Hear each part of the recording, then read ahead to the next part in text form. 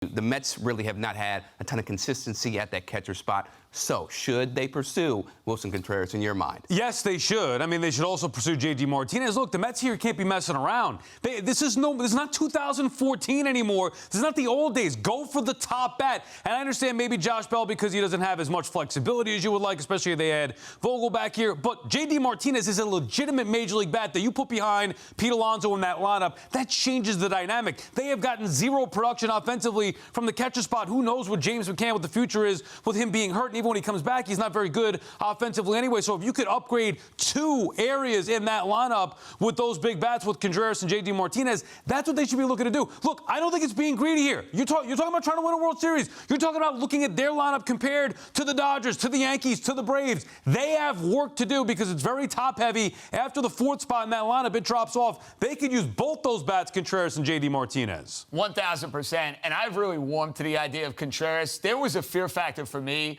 with the idea of Willson Contreras coming in late July and handling the pitching staff. But here's what it boils down to.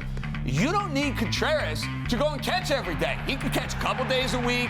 He could slowly but surely learn the pitching staff. You have McCann here. You have Nito here. Yep. And you have Contreras who can DH a little bit. He can catch a little bit. He is a bat. He's played in big games before. I love it, and I've been screaming about J.D. Martinez for weeks. So if the Red Sox sell, which is still in limbo, they should, by the way, because they have done absolutely nothing in the AL East all year, J.D. Martinez and Willson Contreras are great fits for this. You know, I actually listened to Buck Showalter on our buddy Mike Francesa's podcast, and he talked specifically, well, he didn't mention specifically Contreras and how he would handle the staff, but Mike asked him specifically about that, and Buck didn't talk about specific players, but said, basically, with our staff, as long as you can hear, as long as you have a brain that's working, you'll be able to handle our staff. So basically, you're telling me you could catch him. Yeah, well, I mean, now I wouldn't be able to hit, although maybe a little bit better than McCann and Tomas Nito. But no, I think Contreras, you're right. The early concern was, would he be able to come in and handle the staff defensively? He's not a stud. You know what? Buck says he'd be okay with that. I'd be okay with that. They need offense, so that would help them clearly. And like you said, it's not like he'd be catching every single day. I think they could certainly use that upgrade at that catching position offensively.